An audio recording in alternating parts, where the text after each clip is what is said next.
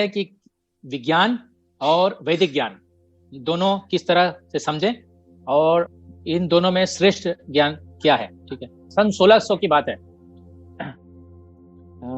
एक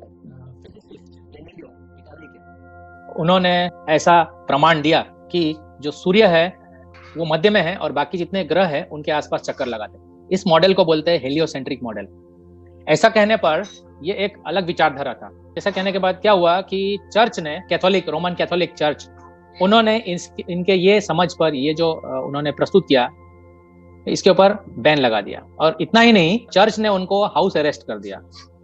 ये 1600 की बात है। और कुछ समय के बाद, बहुत समय रहे वो हाउस अरेस्ट में, और फिर बाद में उन्होंने शरीर छोड़ दिया 1642 में। तो गैलीलियो का ऐसा मत था कि सूर्य मध्य में है और बाकी सब जो ग्रह है वो उनके सूर्य के चक्कर काटते हैं। इस कॉन्सेप्ट को बोलते हैं हेलियोसेंट्रिक मॉडल, मतलब sun in the centre, heliocentric model. तो ये एक प्रकार का जो फिलॉसफी है, समझ है, ये विज्ञान में से शुरू हुआ इस प्रकार से, मतलब जो एस्ट्रोनॉमी जिसको बोलते हैं। फिर बाद में क्या हुआ कि टेलीस्कोप से के सहायता से नया नया विज्ञान और नए नए ग्रह का चर्चा और शुरुआत किया। उसमें से हम जानते हैं नासा एक ऑर्गेनाइजेशन है अमेरिका का, और उनके वैज्ञानिकों ने कहा 1930 में कि प्लूटो एक ग्रह है और वो है 9वां ग्रह। लेकिन और कुछ खोज करने के बाद क्या पता गया, जो सैटेलाइट है उसका फिर से परिभाषित किया गया और प्लूटो को सैटेलाइट के यानी ग्रह के लिस्ट से निकाल दिया गया। कब की बात है? 1990 की बात है। तो इस प्रकार क्या हुआ कि एक मत होता है, उसके बाद वो मत कुछ समय तक रहता है और बाद में दूसरा मत आता है और पहला मत को हटा के दूसरा मत स्थापित किया जाता है। हाँ? देखेंगे जैसे आधुनिक समय में हम देखते हैं कि पहले कंप्यूटर था। ठीक है, कंप्यूटर के बहुत सारे वर्जन हमारे पास आते हैं। अभी हमने सुना कि विंडोज 7, विंडोज 7 अब नहीं है, विंडोज माइक्रोसॉफ्ट ने हटा लिया है, तो विंडोज 10 आया। तो आप समझने का प्रयास कीजिए कि क्यों जरूरत पड़ा विंडोज 10 आने का। तो ऐसा क्यों हो रहा है? आप सोचने वाली बात है। ऐसा इसलिए हो रहा है कि जो अभी का जो मॉडल है उसमें कुछ कमियां हैं, और वो कमी जैसे पता चलता है तो क्या करते हैं टेक्नोलॉजिस्ट लोग, क्या करते हैं उसको बदल के नया चीज लॉन्च करते हैं और बोलते हैं कि ये बेहतर है, ये बेहतर है, बेहतर, इस प्रकार से। तो मतलब कि पुराना वाला भी, अभी अगर आप देखेंगे तो आज से 50 साल, आज का जो जीवन चल रहा है हमारा, 50 साल के बाद यही जीवन को, जो 50 साल के बाद जो लोग आएंगे बोलेंगे ये तो बैकवर्ड। तो यही है, हम लोग ऐसा आज जो हम जिस चीज का दावा करते हैं कि आज हम बहुत प्रगति कर चुके हैं, 50 साल के बाद यही हमारा जो प्रगति को बैकवर्ड बोला जाएगा। तो इस तरह का है ये आधुनिक विज्ञान। कुछ समय आज जो चीज है 2 साल 3 साल 5 साल के बाद वो पुरानी हो जाती है, नया वर्जन आता है। और एक वैज्ञानिक कहते हैं, उसने एक थ्योरी बोला है, उसके बाद दूसरा थ्योरी आता है। देखिए क्यों, आप हम समझेंगे कि क्यों ऐसा होता है बाद में। जुलाई 20, 1969 में ऐसा दावा किया गया है, नासा के वैज्ञानिकों ने बताया और पूरे दुनिया भर में ब्रॉडकास्ट किया, प्रचारित किया गया कि अमेरिका का पहला यात्री है नील आर्मस्ट्रांग और वो चांद पे चला गया। ऐसा दावा किया गया है। कितना सच है आप देखेंगे। ये जब दावा किया गया कि अमेरिका जो है चांद पर पहुंच गया, तो उन्होंने दिखाया कुछ तस्वीरें, कुछ पिक्चर्स ब्रॉडकास्ट किए गए। तो उस पिक्चर में ऐसा दिखाया गया कि अमेरिकन झंडा वो हवा में लहरा रहा है। ठीक है, लेकिन वो जिस गति से हवा में लहराता हुआ दिखाया गया, तो अगर चांद पर वैज्ञानिकों के हिसाब से जो ग्रेविटी है, गुरुत्वाकर्षण जो है 1/6 हो जाता है। तो वहां पर लहराने का जो गति पृथ्वी पर है और वहां पर गति अलग होनी चाहिए, वहां पर स्लो हो जाना चाहिए। कितना से? 1/6 से कम हो जाना चाहिए। लेकिन ऐसा वीडियो में नहीं दिखाई देता है, आप देख सकते हैं। आप चाहिए तो ये, इसके बारे में हम बाद में चर्चा करेंगे। फिर जो कैमरा है, कैमरा में से फोटो इस प्रकार से दिखाई दे रहा है कि जैसे कि 2 या 3 लाइट दिख रहा है।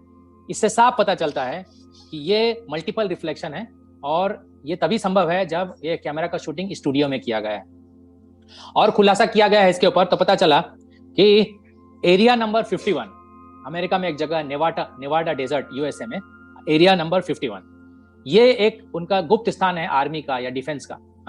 वहां पर ये लोग ने शूटिंग करके पूरे दुनिया को विश्व भर में रिलीज किया, ये बताने के लिए कि अमेरिकन लोग आगे हैं। किससे? रशियन से। क्योंकि अमेरिकन एस्ट्रोनॉट ऑर्गेनाइजेशन जो नासा और मीर के बीच में कोल्ड वार, अमेरिका और रशिया के बीच में कोल्ड वार चलता था, तो एक दूसरे को नीचा दिखाने के लिए इस तरह से पूरे दुनिया को ब्रॉडकास्ट किया गया कि हम चांद पे चले गए।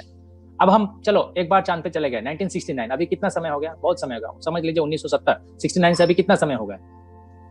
तो उसके बाद भी अब कोई चांद पे रेगुलर नहीं जा रहा सोच लीजिए, अगर हम एक बार हिमालय पे गए तो उसके बाद बहुत से लोग आने जाने कर रहे हैं, ठीक है, लेकिन ऐसा फिर दोबारा नहीं हुआ, ये सोचने वाली बात है कि नहीं। ये चौथा उदाहरण हुआ। और पांचवा उदाहरण मैं बताता हूं, ये अभी का जो समय चल रहा है हम बोल रहे हैं हमारा विज्ञान बहुत उन्नत है, सही बात है ना, सब लोग बोलते हैं। तो अभी जो समय चल रहा है कोरोना वायरस, अभी कोरोना वायरस के बारे में भी बहुत सारे अटकलें हैं, जिसको बोलते हैं अनुमान। वो क्या अनुमान है कि कोई बोलता है कि ये चाइना ने जनरेट किया, चाइना से आया, कहां से आया कि एक चमगादड़ है उससे जनरेट हुआ। फिर एक दूसरा थियोरी है, दूसरा सिद्धांत है कि ये चाइना ने इसको बायोलॉजिकल वेपन की तरह उपयोग किया है, ये दूसरा अंडरस्टैंडिंग है। फिर और भी तीसरा चौथा सब बहुत सारे ऐसे विचार आते हैं। लोग वैज्ञानिक दृष्टिकोण से बताना चाहते हैं कि इसका उद्भूत, ये शुरुआत कैसे हुआ, परंतु ये एक वैज्ञानिक जो बोलता है दूसरे वैज्ञानिक के मत से बिल्कुल अलग होता है। कुछ लोग बोलते हैं कि मास्क पहनने से कोरोना फैलने से बचते हैं। कुछ लोग ऐसे अनुमान करते हैं कि दोनों मास्क पहनेंगे तो चांस कम है 75%, एक ने मास्क किया कम पहना, एक ने पहना दूसरे ने नहीं पहना तो 50%। तो इस तरह का जो है ये खाली अटकल है, इसको अनुमान बोलते हैं। कोई इसके लिए कोई वास्तविक प्रूफ नहीं है, लेकिन ये क्या है, एक ने बोला फिर एक दूसरा रिसर्च पेपर लेके आ गया, कोई दूसरा वीडियो लेके आ जाता है, तो क्या हो रहा है, हर एक व्यक्ति अपना अपना सुझाव देते जा रहा है। ये है एक प्रक्रिया जिसको बोलते हैं अनुमान। अनुमान मतलब स्पेकुलेशन। जैसे क्लाइमेट जो वातावरण है उसको देख के प्रेडिक्ट करते हैं कि अगले 10 दिन का क्या वातावरण होगा, लेकिन ये खाली प्रेडिक्शन हुआ, वो सही भी हो सकता है गलत भी हो सकता है। तो ये सही भी हो सकता है गलत भी हो सकता है, तो फिर ये अंदाजा नहीं हो गया, अंदाजा हो गया तो कहाँ है एक्यूरेसी, कहाँ है इसकी जो परफेक्टनेस है, एक्यूरेसी जिसको बोलते हैं सटीकता। विज्ञान तो सटीक होना चाहिए, उसमें कोई मिस्टेक नहीं होना चाहिए। तो यह है भौतिक विज्ञान जो अभी हम देखते हैं, जो मॉडर्न थिंकिंग है। इस प्रकार से विज्ञान इस तरह से सोचता है। क्या है विज्ञान, क्या बोलता है, सीइंग इज बिलीविंग। आपने जो देखा उसको विश्वास करना है, लेकिन हम ये बोलते हैं कि हमने जो देखा वो गलत भी हो सकता है, ठीक है। एक उदाहरण देता हूं मैं, कैसे। अभी मान लीजिए कि कोई दूसरे ग्रह से कोई व्यक्ति इस ग्रह में आता है और वो लैंड होता है, यानी वो उतरता है कहां पर, हिंद महासागर, जहां पर क्या होगा, पानी होगा। तो उतरने के बाद वो ऐसा कंक्लूड करेगा कि जो मैं पृथ्वी पर आया, लेकिन वहां पे पूरा का पूरा हिंद महासागर मतलब वहां पानी है, तो वो कंक्लूड करेगा कि पूरा पृथ्वी जो है पानी है। कोई दूसरा आता है एंटार्क्टिका जो है वहां पे पहुंचता है, तो उसका रिपोर्ट क्या होगा, ये जो पृथ्वी है पूरा बर्फीला है। कौन सही है इसमें से, ठीक है। तो आप समझ सकते हैं कि ये साधारण बुद्धि से हम समझ सकते हैं कि इसमें ओपिनियन होता है, एक ओपिनियन। तो ठीक उसी प्रकार से कोई ओपिनियन दे रहा है कोविड के बारे में, किसी को कुछ पता नहीं है, ठीक से किसी को कुछ पता नहीं है, सब क्या बोलते हैं उसको, स्पेकुलेशंस या अनुमान बोलते हैं। तो ज्ञान लेने का एक पद्धति है अनुमान गलत भी हो सकता है, हमने देखा अभी ये उदाहरण से देखा। एक और है ज्ञान लेने का पद्धति जिसको बोलते हैं डायरेक्ट, जिसको सीइंग इज बिलीविंग बोलते हैं, डायरेक्ट। और तीसरा एक है जो इन सबसे अलग है, उसको बोलते हैं शब्द प्रमाण। तो क्या देखने का तरीका क्या है, दो तरह का है, एक डायरेक्ट देख लो, प्रत्यक्ष, दूसरा है अनुमान यानी अंदाज लगा, स्पेकुलेट करो। और इसके अलावा एक और है जिसको बोलते हैं शब्द प्रमाण। जो शब्द प्रमाण है वो उसी को हम लोग बोलते हैं, जो वैदिक प्रणाली के पालक है उसको बोलते हैं वैदिक ज्ञान या शास्त्र ज्ञान या अच्युत ज्ञान या फिर अपौरुषीय ज्ञान। तो एक है, दो तरह का ज्ञान लेने का पद्धति है। एक जो हम बोलते हैं सीधा देख के समझ लो, जिसको बोलते हैं प्रत्यक्ष, डायरेक्ट। दूसरा है अनुमान, ठीक है, ये हो गया।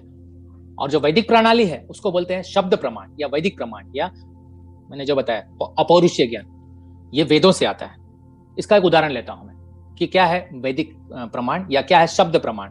जैसे कहीं रास्ते में चलते हैं तो आपको लेफ्ट हैंड साइड पे वो जिस गंतव्य स्थान पर आपको जाना है, जैसे यहाँ से मुंबई जाना है, तो आपको पता चलेगा कि मुंबई यहाँ से कितना दूर है। लेफ्ट में एक पत्थर होता है, इसको बोलते हैं माइलस्टोन, उसमें लिखा है कि मुंबई कितना दूर है यहाँ से। तो वो जो है पत्थर, मील का पत्थर बोलते हैं, वो परफेक्ट है, उसको शब्द प्रमाण समझ सकते हैं। शब्द, क्योंकि ये बहुत रिसर्च के बाद लिखा गया है वो डिस्टेंस कैलकुलेट करके कि कितना दूर है। तो ये एक परफेक्ट ज्ञान है। आप किसी और सड़क चलते व्यक्ति को पूछेंगे तो वो सही ज्ञान नहीं मिलेगा, लेकिन वो मील के पत्थर में लिखेगा तो वो परफेक्ट ज्ञान है, क्योंकि ये सब सरकारी मान्यताओं से प्राप्त ऑथोराइज ज्ञान लेने का प्रक्रिया है। तो ये एक शब्द प्रमाण है। तो देखते हैं मटेरियल ज्ञान और वैदिक ज्ञान में क्या अंतर है। जो हम डायरेक्ट देखते हैं, जो बोलते हैं सीइंग इज बिलीविंग, देख के समझना, तो उसमें गलती हो सकती है। देखिए क्या गलती हो सकती है, एक उदाहरण देता हूं। ये एक ब्लाइंड है। ब्लाइंड मतलब अंधविश्वास जैसा है, कि जैसे कि समझ लीजिए कि कोई अंधा व्यक्ति है। अंधा व्यक्ति क्या करता है कि उसको पता नहीं होता है, तो जब हाथी को समझना होता है तो क्या करते हैं, वो छू के, अंधा व्यक्ति क्या करता है, छू के समझता है। तो वो छूता है हाथी के पैर को, तो क्या बोलता है, क्योंकि अंधा है, ज्ञान नहीं है, अंधा है, आंख से नहीं दिखता है, तो पैर को छूने के बाद क्या बोलता है कि हाथी कैसा है, एक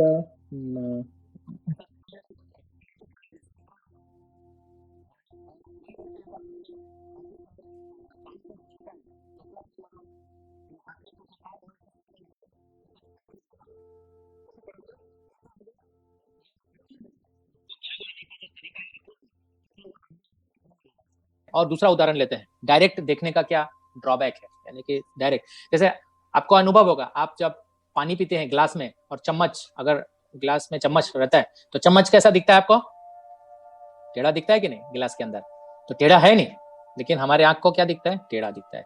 तो इस तरह से हमारी आंख देखने में गलती करती है। इसी तरह से हमारे कान जो है सुनने में गलती करती है, कुछ बोला कुछ सुना।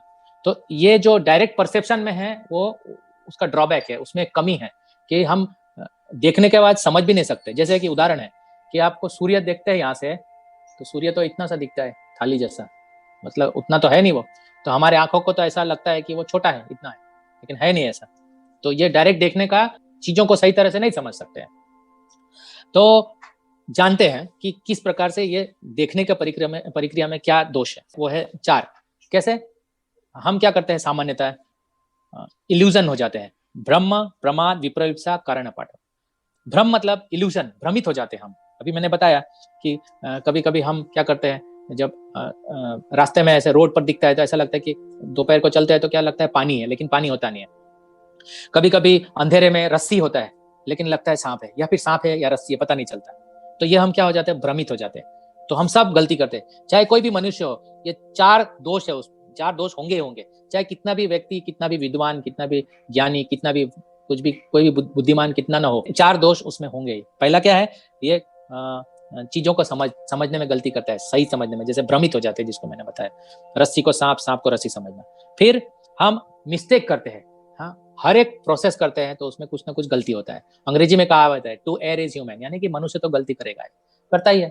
बहुत सारे डिस्कवरी हुए हैं, बहुत गलती हुए हैं वहाँ पे, इसलिए बहुत सारे फेलियर होते हैं। कोई भी बड़ा वैज्ञानिक ही क्यों ना हो, वो ऐसा नहीं बोल सकते कि मैं कभी भी गलती नहीं कर सकता।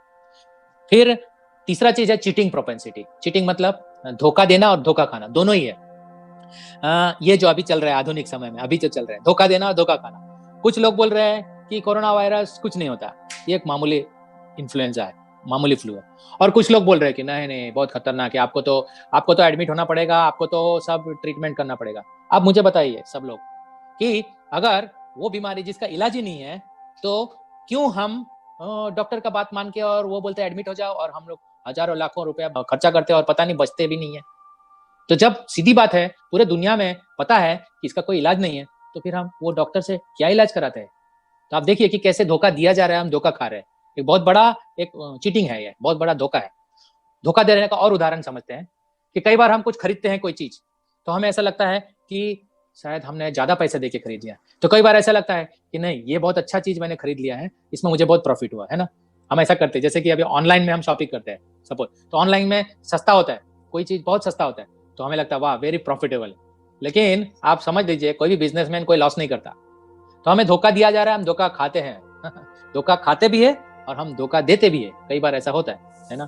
तो चौथा चीज है, हमारी इंद्रियां जो है वो सीमित है। सीमित है का मतलब, अभी देखिए अभी लाइट चल रहा है, अगर लाइट ऑफ कर दिया इस कमरे में तो हम देख नहीं सकते।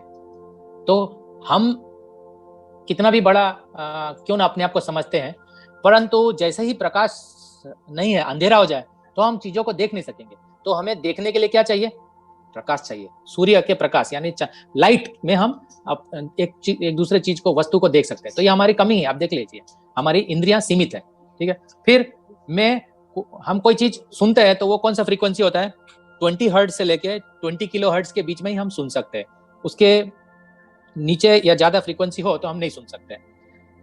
उसी तरह से हमारे देखने की क्षमता जो विजिबल रेंज में है 400 नैनोमीटर्स टू 800 नैनोमीटर्स, तो ही हम देख सकते हैं, उसके बाहर होगा तो हम देख नहीं सकते हैं। तो जैसे हमारे पृथ्वी पर बहुत सारे रेडिएशंस होते हैं, x rays, gamma rays, cosmic rays, बहुत सारे वो पास होते हैं, हम देख नहीं सकते, ठीक है। तो ये 4 चीजें, क्या 4 चीजें, 4 दोष है हमें, चाहे कितना भी व्यक्ति कितना भी विद्वान क्यों ना, ये 4 दोष रहेंगे, उसमें रहेंगे ही रहेंगे। सुन लीजिए, फिर से मैं बोलता हूँ, 4 दोष क्या है।